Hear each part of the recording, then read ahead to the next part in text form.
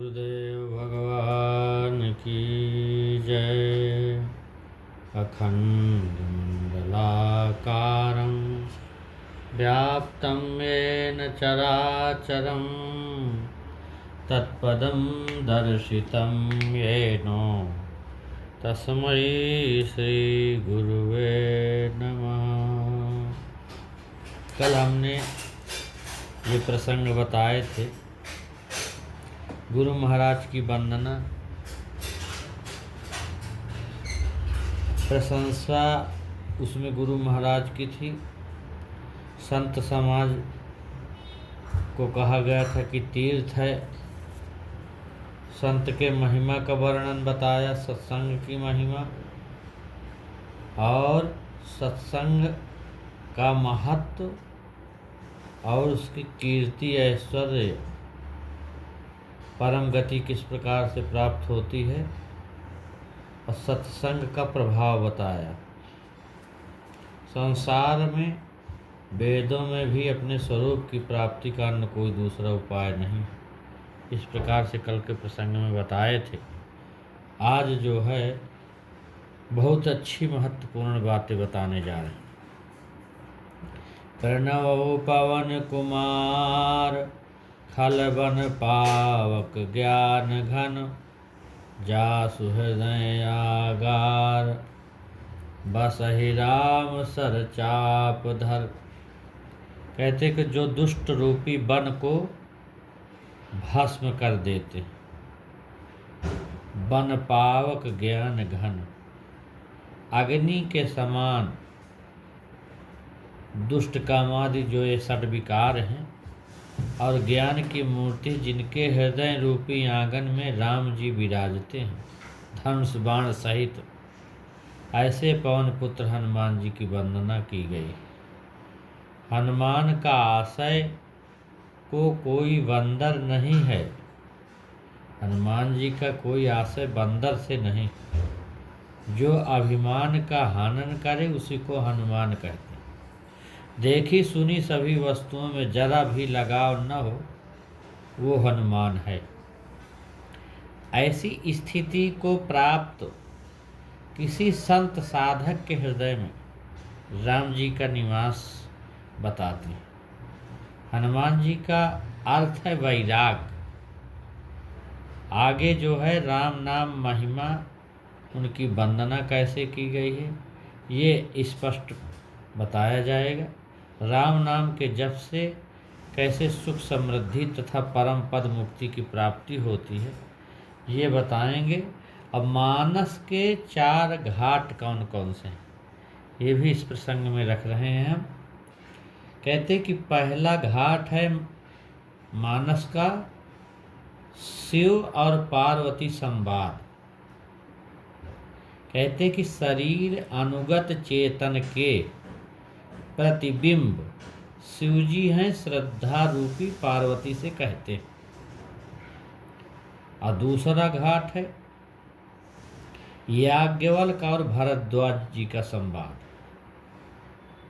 ज्ञान है याज्ञवल्क और भजन भरद्वाज से कहते हैं, ये दूसरा घाट। तीसरा श्री कागभूषुंड और श्री गरुण जी संवाद है तीसरे उसमें। तो कांक्षा रूपी कागभूषुंड जीते हुए मोहित मन रूपी गरुण से कहते हैं।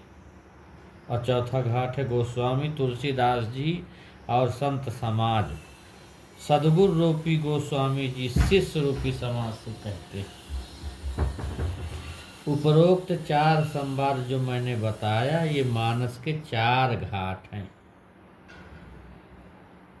और इसमें यामह सप्त रुचिर सोपाना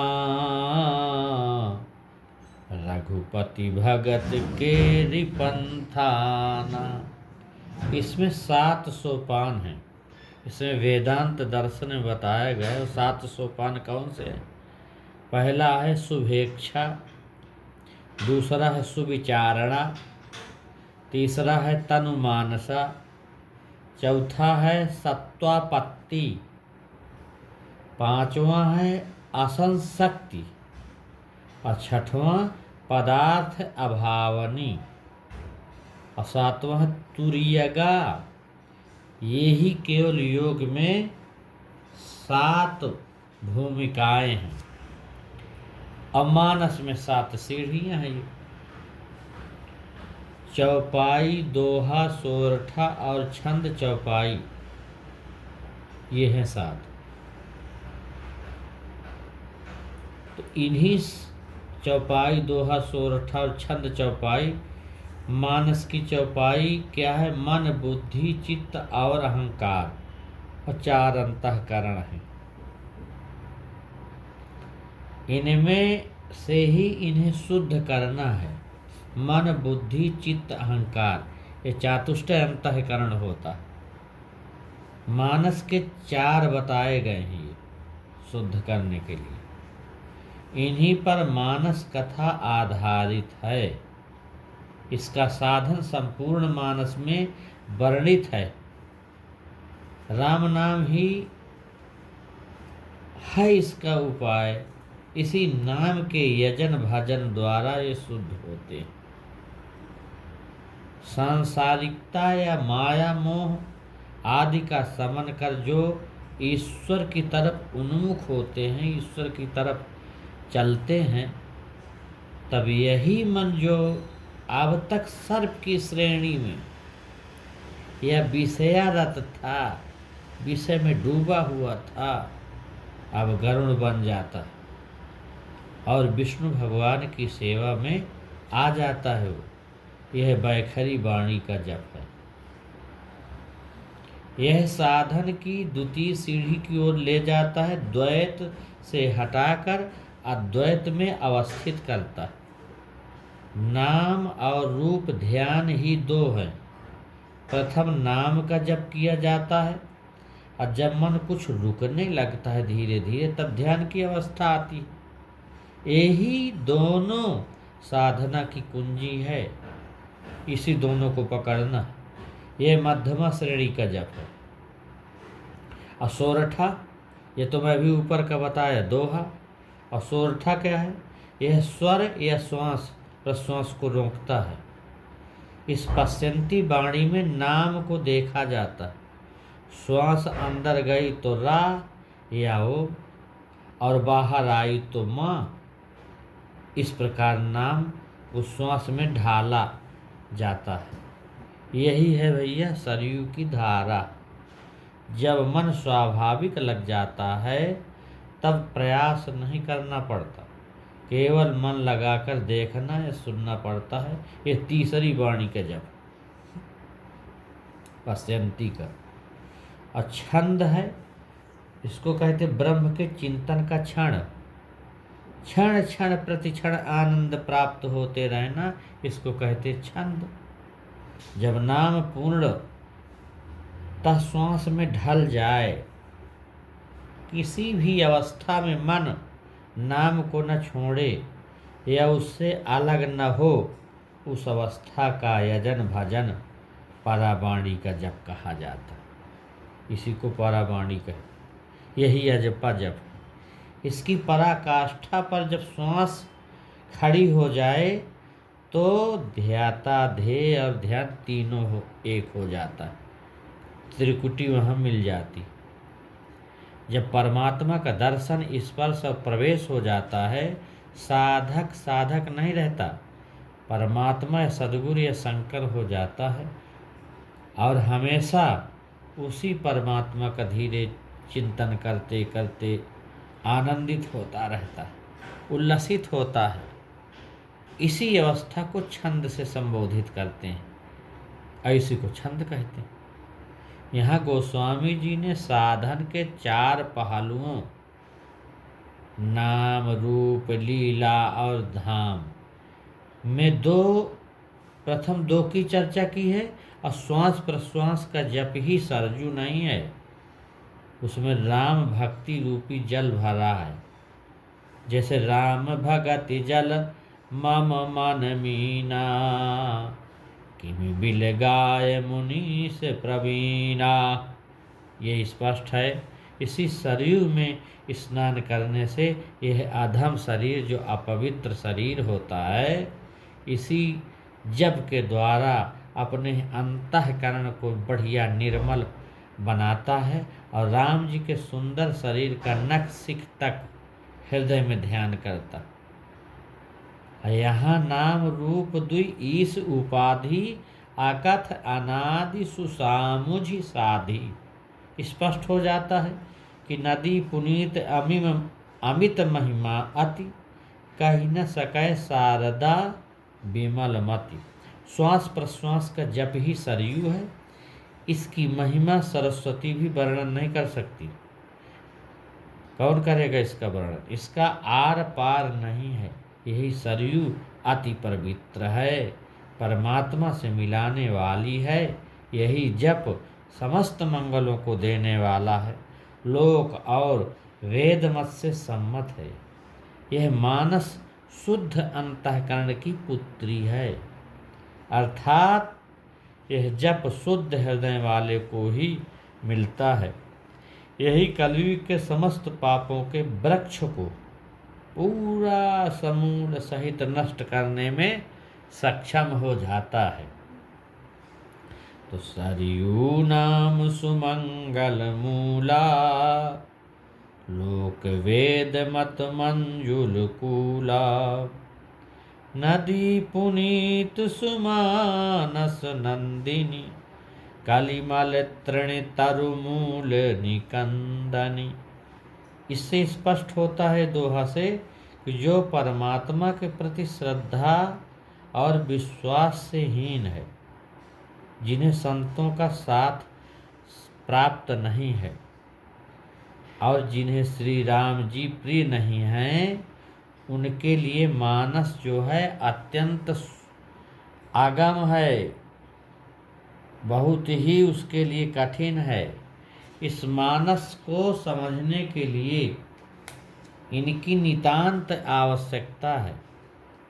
3 प्रकार से श्रोताओं का समाज इस नदी के दोनों किनारों पर बसने वाले, एक छोटे छोटे पूर्वा बोलते हैं ना, ग्राम और नगर जो सिटी में जैसे रहते हैं, अपने शहरों में पूर्वा बोलते हैं। तो संतों की सभा ही उपमा रहित अवध है, जो समस्त मंगलों की जननी है। यह अवध पहचानने में कब आता है? जब अवध का प्रभाव जानो, तब प्राणी जब उर बसहि राम धन पानी, अवध प्रभाव जान तब प्राणी। अर्थात इस अवस्था में अवध की पहचान होती है। यह भी बहुत विशेष रूप से ध्यान ही धनुष और नाम जप की 4 बाणियाँ ही बाण हैं और कुछ नहीं। याज्ञवल्क्य जी से भारद्वाज जी का प्रश्न है कि एक राम अवधेश कुमारा, तिनकर चरित विदित संसारा। नारी विरह दुख लयउ अपारा, भयउ रोष रण रावण मारा। प्रभु सोई राम की अपर को, जाहि जपत त्रिपुरारी। सत्य धाम सर्वज्ञ तुम, कहु विवेक विचार। यही सती जी शंका करती हैं। सती की शंका क्या हुई कि ब्रह्म जो व्यापक बीरज अज अकल अनीह अभेद, सो कि देह धरि होय नर, जाहि न जानत वेद। ब्रह्म जो सर्वत्र व्याप्त है, बिना रज वीर के पैदा है, अजन्मा है, जिसमें ह्रास वृद्धि नहीं, कम ज्यादा होता नहीं, जिन्हें कोई इच्छा नहीं, अनिच्छा है, और जो अभेद है, जिसे वेद नेति नेति कहते हैं कि वह नर शरीर धारण कर सकता। शरीर की कार्य करने की क्षमता शक्ति ही सती है, शरीर ही शंकर है। जब तक शरीर और उसकी शक्ति से साधना होती है, वाह साधने साधना या स्थूल शरीर की साधना कही जाती। वही सती का जन्म। अध्यक्ष जो सांसारिकता के क्रियाकलापों, विषय वासनाओं आदि में दक्षता या निपुणता है से हुई। जब स्थूल शरीर की साधना समाप्त हुई और सूक्ष्म शरीर की साधना में प्रवेश का समय आया तो वह सती उसी दक्ष की यज्ञ, ईश्वर को जानने का यज्ञ रूपी योगाग्नि में जल गई और वहीं समाप्त हो गई। अब वही सती पार्वती प्रेमा भक्ति ईश्वर के प्रति प्रेम के रूप में हिमालय अर्थात हृदय में मैना अर्थात मैंपना या अहंकार के समाप्त हो जाने पर पैदा हुई। अब साधना स्थूल शरीर या शंकर जी के क्षेत्र से हटकर बुद्धि ब्रह्मा या सूक्ष्म शरीर से होने लगी। ऐसी स्थिति में साधना के अंतर प्रवेश के साथ शरीर में सुंदरता, वाणी में निखार, ईश्वरीय आदेशों की जानकारी, निर्वैरता आदि का प्रकाश शोभा मुख पर छा गई। इस प्रकार से ये हुआ सती की शंका। अब काम चरित्र। कामदेव शरीरधारी कभी नहीं था, यह सदा ही संकल्प रूप था। काम वासना के संकल्प शंकर रूपी साधक से टकराए। अकुसुम धनु बाण का अर्थ वासना के प्रति प्रेम यह भी कि जैसे फूल पौधे से अलग होने पर कुछ ही देर में कुम्भलाकर सूख जाता है, वैसे ही काम भाव शीघ्र ही समाप्त हो जाता है। जब किसी का ऐसा चिंतन साधक से टकराया तो उसके ब्रह्मचर्य, संयम, नियम, धर्म, ज्ञान, धैर्य, विज्ञान, सदाचार, जप, योग आदि जितनी भी सद्वृत्तियां हैं, ये सेना थी काम की, वो सब लुप्त हो गई जब ये भगवान का ध्यान किया। संकल्प रूपी बाण के लगने से साधक को बड़ा क्षोभ हुआ। थोड़ी देर में साधक संभला और अपने ज्ञान नेत्र से, तीसरे नेत्र से देखा कि संकल्प मेरे तो हैं नहीं, किसी दूसरे के ही हैं। ऐसे ज्ञान के उदय होते ही काम का संकल्प समाप्त हो गया। यही काम का जलकर क्षार हो जाना। सप्तऋषि की परीक्षा लेते हैं सती जी की, तो कहते सप्तऋषि वेदांत में योग की 7 भूमिका है। यही साधक के हृदय में शंकर तत्व और प्रेमा भक्ति पार्वती को एकाकार कराते हैं या विवाह कराते हैं उसी को। यही शंकर पार्वती का विवाह होना। ये भूमिकाएं ही अपने अपने स्तर की परीक्षा लेकर साधक को अगली भूमिकाओं में प्रवेश दिलाती है। देवताओं की प्रार्थना। साधक के शरीर समस्त मानव शरीर में सभी इंद्रियों के अलग अलग देवता हैं। जैसे मन का चंद्रमा, बुद्धि का ब्रह्मा, चित्त में वासुदेव, अहंकार में रुद्र, नेत्र में सूर्य, नासिका में अश्विनी कुमार, रसना में वरुण, श्रोत्र में दिशा, त्वचा में वायु, हाथ में इंद्र, गुदा में यम, लिंग में प्रजापति, पाद में विष्णु, मुख में अग्नि। ये सब आंतरिक देवता हैं। साधक ठीक है, शिव और पार्वती का संयोग होना चाहिए। शरीर के देवता और उनका समाज ही बराती। ये सब जितना बताए ये सब साधक और शिव पार्वती का संयोग उनके साथ में बनना चाहिए। ये शरीर के देवता, उनका समाज बराती हो गया। इसको इस प्रकार भी कहा जा सकता है कि शरीर अनुगत चेतन का प्रतिबिंब प्राप्त शंकर जी और शरीर से साधना करने की प्रसक्ति सती जी है। साधक हर जन्म में कुछ न कुछ पुण्य कार्य आराधना करता है। वह थोड़ी सी साधना जब कभी मानव तन मिलता है उससे आगे बढ़ती है। इसी प्रकार हर जन्म की साधना करते करते पुण्य एकत्र करते हुए यही शंकर जी के गले में मुंड की माला जैसा है। जैसे अनेक जन्म संसिद्धस्तो याति पराम गतिम, गीता में आए कि अनेक जन्मों को संसिद्धि प्राप्त करते हुए स्थूल शरीर में चेतन का जब प्रतिबिंब प्राप्त शंकर जी हैं, और यह स्थूल शरीर 5 तत्व जल पृथ्वी आग हवा और आकाश से निर्मित है। ये 5 तत्व ही शिव जी के 5 मुख हैं। इस प्रकार से जटा क्या है? यथार्थ जानकारी। भगवान की जटा है यथार्थ जानकारी, और ज्ञान ही गंगा है। ज्ञान परमात्मा की जानकारी का नाम है। शिव जी को यथार्थ ज्ञान है, वे सदा उसी में प्रतिष्ठित रहते हैं। यही जटा और गंगा बाघ भय का प्रतीक है। बाघ जो है शंकर जी के भय का प्रतीक। शिव जी सदा निर्भय हैं।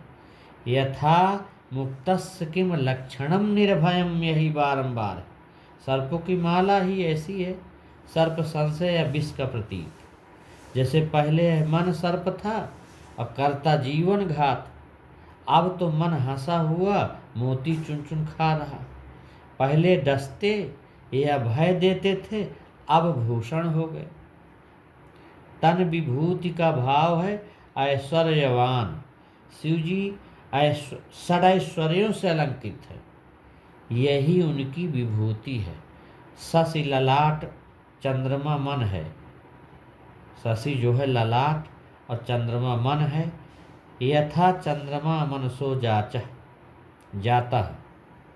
मन शशि चित्त महान। जैसे चंद्रमा कभी एक सा नहीं रहता, वैसे ही मन की भी स्थिति है। यही चंद्रमा को धारण करता। ऐसा मन भी यदि शिव जी के चरणों में लग जाए तो उसका कल्याण हो जाए। शिव जी महापुरुष हैं। वे जटा बाल मृग चर्म बाघंबर धारण करते, यही आशिव भेष है। और वे ही शिव कल्याण के स्वरूप है, कल्याण के धाम हैं। सातों भूमिकाएं ही सप्तऋषि हैं। हर साधक को इनसे गुजर कर चलना पड़ता है। और बैल धर्म का प्रतीक। शंकर जी सदा धर्म में ही प्रवृत्त रहते हैं। यही बैल की सवारी है। जैसे बैल चढ़ाकर हरि के ऊपर हंसा दियो मिलाए, इस प्रकार मुनीसन अर्थात उनकी सप्त भूमिकाओं में ने शक्ति रूपी उमा या प्रेमा भक्ति रूपी पार्वती को बताया और शक्ति की शोभा का वर्णन बताया, क्योंकि वह अलौकिक अदृश्य है। सप्त ऋषियों ने गणेश जी की पूजा कराई। अंतःकरण चतुष्टय में सभी इंद्रियों में श्रेष्ठ जो मन है, वह यदि दुर्व्यसन या आसुरी संपत्ति में लगता है तो रावण है। यदि संसार में रहते हुए देवताओं या सद्गुणों की ओर चलता है तो मन है, और जब वही मन अंतर जगत में फकीरी पार्लियामेंट में प्रवेश पा जाता है तब गणेश होता है। जीव के साथ मन सदा रहता है, इसलिए अनादि देवता है। यह जीव के उत्थान पतन का कारण है, इसलिए ऐसे श्रेष्ठ मन गणेश की पूजा सर्वप्रथम होती। और साधक में ऐसा मन सत्य शंकर और प्रेम पार्वती के मिलन से होता है। जब ऐसी अलौकिक शक्ति साधक को प्राप्त होने लगती है तब आकाशवाणी या ईश्वरी वाणी द्वारा ईश्वरी निर्देशन प्राप्त होते, उसको बता अंदर से सारी चीज़ें प्राप्त होने लगती है जानकारी। यही आकाश में नगाड़ा बजाना। देवताओं द्वारा पुष्प वृष्टि का अर्थ शरीर के अपने अपने स्थानों में स्थित देवता प्रसन्न हो गए। यही बात जो है हम यहाँ तक अभी बताते हैं। कल फिर इस प्रसंग को आगे एक एक पॉइंट को एक एक पात्र को हम साधना में ढाल करके अगले प्रसंग में फिर रखेंगे कि कैसे